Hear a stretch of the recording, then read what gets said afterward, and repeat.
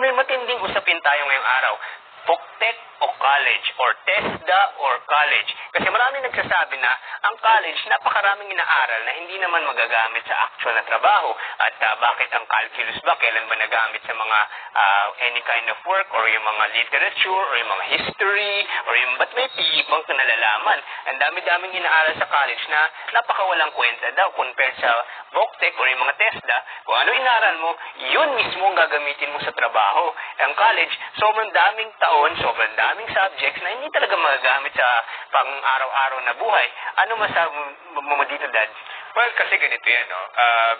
Either mag-TESDA ka o Poktek ka o mag-college ka, siguro dapat timbangin mo muna kung ano talaga yung gustong puntaan, no? Kasi sa akin, there are 3 criteria that you have to look at, no?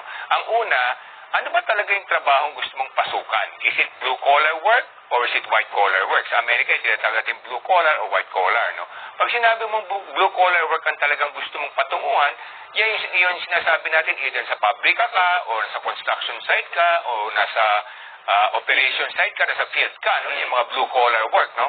Pag sinabi mo ng mga white-collar work ka, kadalasan ibig sabihin niya nasa opisina ka, nasa mga mga institutional area ka, no, sa mga formal na lugar or informal na lugar, pero may mga desk job yan, no? May mga desk work na kailangan kang gampanan kahit sabihin mong kung kahit na sales ka, meron pa rin mga desk job niya na dapat gawin. So yun ang una. Ano ba talaga yung gusto mong patunguhan? Maging blue collar or maging white collar, no? Second is, ano ba yung hilig mo? Ano ba yung abilidad mo at hilig mo, no? Kasi kung hiling mo pero wala kang abilidad, dapat siguro suriin mo muna maigi kung yun nga yung tamang landas na papatunguhan mo, no? Pangatlo, syempre, yung financial capacity ng pamilya ninyo, no? Yung capability, yung kapabilidad ng pamilya ninyo. Kaya ka bang tustusan? Matapos mo yung 4 na taon o 3 taon na kolehiyo, kung accelerated ka, kung kaya ba o hindi. So yun, another criteria. Kasi kung hindi kaya, then syempre, you have to reconsider kung ano muna yung dapat mong gawin o puntahan o aralin, no? Para sa gano'n makapaghanap buhay ka. So yan yung mga criteria sa akin na dapat mong titingnan. First, uulitin ko lamang, dapat ano ba talagang gusto mo? Blue collar ka o maging white collar ka? Second, ano ba yung hilig mo, abilidad mo? At pangatlo, syempre, yung kakayahan, financial capacity ng pamilya nyo. Yan basically yung 3 criteria muna na dapat mong tingnan. Kung either magte-TESDA ka or magka-college ka. Tsaka yung sa TESDA kasi, although napakaganda ng mga courses niya, no? Talagang isa ako sa mga supporters ng TESDA courses tsaka TESDA education. Yung nga lang, once you study TESDA, parang very specific talaga yung kanyang inaaral. Halimbawa, magwa-welder ka or magwa-waiter ka or magiging hotel housekeeping ka. Yun na lang talaga ang trabahong nakatungo sa'yo. Kumbaga, yun yung inaaral mo, wala ka na ibang pwedeng trabahuin kasi talagang yun yung skill set na inaaral mo for that specific job. Pero kung college ka, dahil napakalawak ng pag-iisip, parang mas versatile ka, hindi ba, Dad? Okay, anyway, talakayin natin yan, no? Una, sinabi mo pag nag-TESDA ka, normally sa TESDA kasi when you say blue collar work, napakaraming spectrum, no? Number 1, either maging welder ka, yung mga magbabakal, or carpentero, maging mason, electrician, pwede rin driver, no? Yung mga yan, mga tubero. So, lahat yan na pwedeng aralin sa TESDA, no? Pati pananahe, pati pagluluto. At least, ang maganda siguro dyan, pagka talaga medyo kapos yung pamilya, mas maganda gawin mo muna stepping stone to, no? Gawin mo isang stepping stone para makapaghanap buhay ka, makapag-ipon ka, para sa ganun, makapag-aral ka rin kahit na paano. Kasi siyempre, halimbawa, naging specialist ka nga sa welding, o naging specialist kang tubero, siyempre, merong hangganan niya, no? Habang tumatanda ka, medyo bumabagal yung galaw mo, at the same time, humihina ang katawan mo.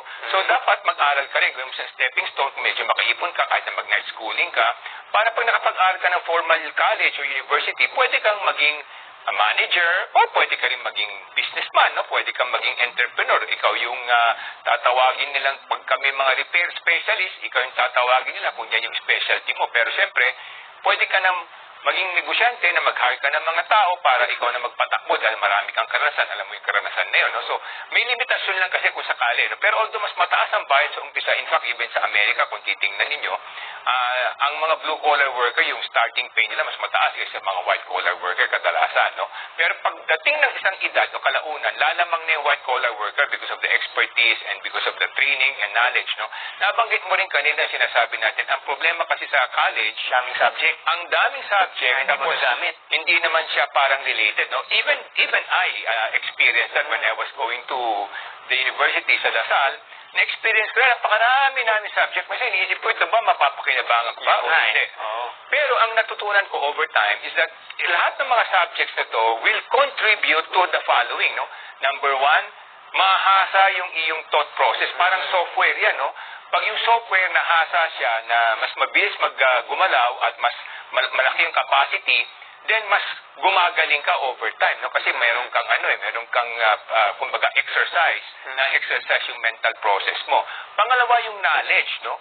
So yung knowledge, syempre, mas marami kang knowledge. Kasi minsan ang buhay, kahit sabihin mong accountant ka, pero meron kayong mga history subject, meron kayong language subject, minsan pagka nagiging senior officer ka na, mas nakaka-relate ka sa mga international clients o mga international business people or politicians because you understand the world better than everybody else, no? So, yun ang advantage ng going to college. And number three, of course, pinaka-importante ito para sa akin, yung discipline. No? Kasi yung discipline, ibig sabihin, kasi nga, when you take a college course, napakarami subjects, no? Iba-iba yung oras niyan. So, kinakailangan gugulan mo yan ng sapat na oras para matutunan mo, para makakuha ka ng sapat na grado para graduate, no? So, yung discipline na yon of learning a lot of things in different time slots gives you an edge, no, when you graduate. Ibig sabihin, alam mo na kinakailangan meron kang disiplina, at pangalawa, dapat continuous yung learning mo, at pangatlo, yung mga natututunan mo sa mga unrelated subjects, of course, na kinuha mo, eventually it can help you become a better leader, a better professional, a better manager. Hindi lang kunyari accounting ka, nag-take ka ng accounting. So like in my case, I took up management of financial institution.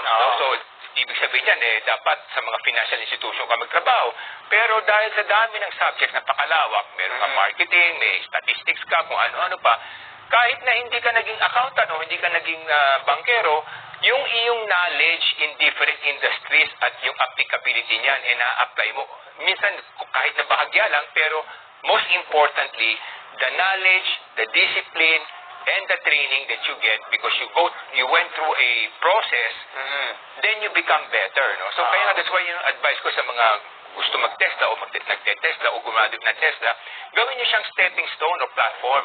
Huwag kayong mapako dyan. Kasi kahit na kayo pinakamagaling na tubero, karpintero, mataas ang bayad yan, no? Kahit nasa Amerika, sa abroad, hinahanap-hanap yan. Pero gawin niyo siyang stepping stone. Mag-aral pa rin kayo kahit na night schooling lamang para makapagtapos pa rin kayo kahit na paano management or isang college degree para sa ganun pagdating ng araw, pag tumanda ka, you can easily be a professional, a businessman, a manager, no? So, yun ang aking advice. Kasi kung, ang maganda sa pag-apply sa mga TESDA, normally, scholarship yan, madaling makakuha ng scholarship sa mga congressman, senator, mga mayor. Normally, binibigyan sila ng pondo para mag-sponsor ng mga pwede maging scholar, no? Mga 6 months training lang. Trabaho na agad, no? At pwede ka pa mag-upload, makakuha ka ng magandang bayad, no? Pero gamitin mo siyang stepping stone. Huwag kang mapako doon. Kasi pag napako ka doon, papapako na rin. Pagdating mo ng 40, 45, medyo Welder ka pa rin. bababa na yung halaga mo, no? Kasi nga, marami na mas bata sa'yo na mas well-trained, mas mabilis kumilos, mas magaling. So, mapapaso yung iyong abilidad. So, that's why yun ang aking payo sa ating mga kababayan.